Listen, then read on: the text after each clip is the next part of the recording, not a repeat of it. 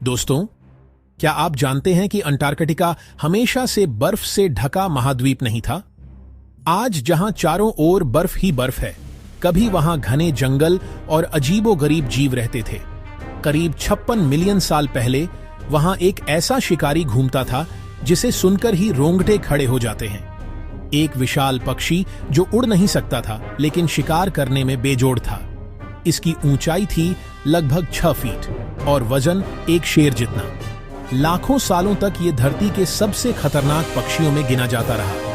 इन्हें कहते हैं टेरर बर्ड्स, वैज्ञानिक नाम फोर्सर हैसिडी। ये उड़ते नहीं थे, बल्कि बिजली की रफ्तार से दौड़कर शिकार पकड़ लेते। सोचिए, जैसे कोई बुरा सपना, मगर असली दुनिया में।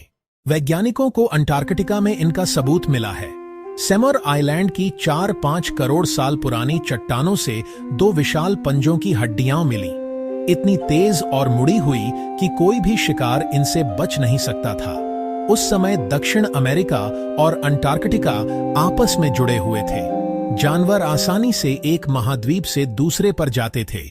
यही कारण है कि टेरर बर्ड्स भी अंटार्कटिका पहुंच गए और यहां फल फूल गए। लेकिन अचानक ये पक्षी विलुप्त हो गए। क्यों? जैसे जैसे अंटार्कटिका ठंडा होता गया, यहां की जिंदगी मुश्किल होने लगी। शिकार कम हुए और ये विशाल पक्षी भूखे मरने लगे। आखिरकार इनका नामो निशान मिट गया। फिर भी सवाल है, क्या बर्फ के नीचे अभी भी अनजान जीव या बड़े टेरर बर्ड्स की प्रजातियां छिपी हो सकती हैं? वैज्ञानिक अभी और खोज कर रहे हैं। अब जरा सोचिए, पेंगुइन। हम अक्सर इन्हें प्यारे छोटे जीव मानते हैं, लेकिन अंटार्कटिका में कभी 6 फीट लंबे पेंगुइन भी रहते थे। आज का सबसे बड़ा पेंगुइन है एम्परर पेंगुइन। ये 1800 फीट गहराई तक गोता लगा सकते हैं और 20 मिनट तक सांस रोक सकते हैं। लेकिन प्राचीन पेंगुइन इंसानों जितने लंबे होते थे। उनकी लंबी नुकीली चोंच मछलियों और स्क्विड्स के लिए खौफनाक हथियार थी। समंदर में और भी डरावने जीव हैं, जैसे कोलोसल स्क्विड, 40 फीट से ज्यादा लंबे, आंखें डिनर प्लेट जितनी बड़ी और चोंच इतनी तेज कि हड्डियां चूर कर दे।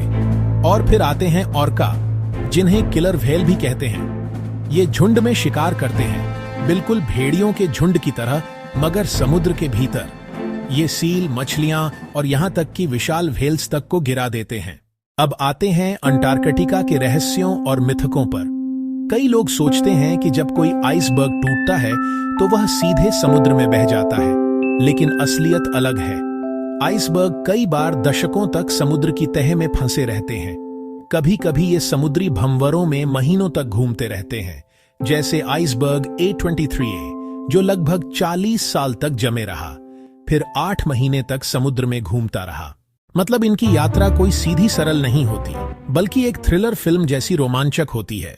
एक और मिथक है कि इंसान अंटार्कटिका के अंदर 500 किलोमीटर से आगे नहीं जा सकता, क्योंकि वहां कोई बर्फ की दीवार है, हवा घातक है और ऑक्सीजन नहीं है। लेकिन ये पूरी तरह झूठ है। यहाँ पर कई रिसर्च स्टेशन बने हुए हैं। लोग सालों तक रहते और रिसर्च करते हैं। साउथ पोल स्टेशन तो बिल्कुल बीच में है, यहाँ तक कि यहाँ हवाई जहाज और गाड़ियां भी पहुंच चुकी हैं। हाँ, बर्फ की ऊंची दीवारें असली हैं, लेकिन ये कोई रहस्यमयी बैरियर नहीं, बल्कि आइस शेल्फ है, यानी मोटी बर्फ की चट्टानें जो समुद्र पर तैरती हैं।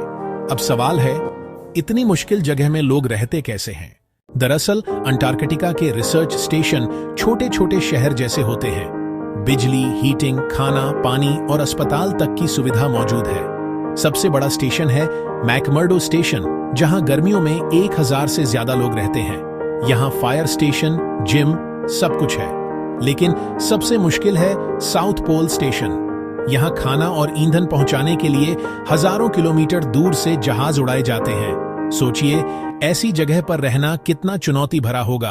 अब बात करते हैं अंटार्कटिका के गेटवे की। बहुत लोग मानते हैं कि अर्जेंटीना का उशुआया ही गेटवे है, क्योंकि ये सबसे नजदीक है और टूरिस्ट क्रूज यहीं से जाते हैं। लेकिन असली कनेक्शन है पुंटा एरेनास, चिली।